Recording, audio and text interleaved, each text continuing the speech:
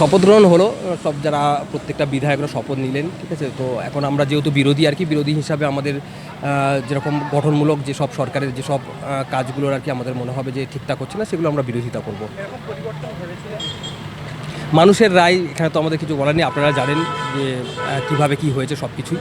তো যেটা হয়েছে সেটা তো মেনে নিয়েই চলতে হবে এখন।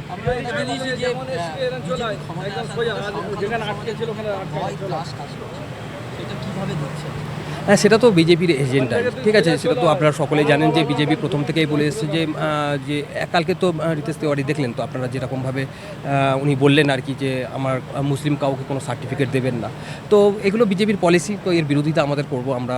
যেরকম আমরা তো আর ধর্মনিরপেক্ষ দল আমাদের তৃণমূল কংগ্রেস, তো আমরা সব ধর্মের সমন্বয় নিয়ে চলতে চাই। সব ধর্মের মানুষজন যাতে এটা বোঝে মানুষ, সেটা আমরা প্রচার করব। সংখ্যালঘু মন্ত্রী তিনি অলরেডি ঘোষণা করেছেন যে অনেক মাদ্রাসা তিনি বন্ধ করে দেবেন, এইরকম কথাবার্তা আজকে বলছেন। আমরা বিধানসভায় এগুলো অবশ্যই প্রোটেস্ট করব। ঠিক আছে, থ্যাংক ইউ।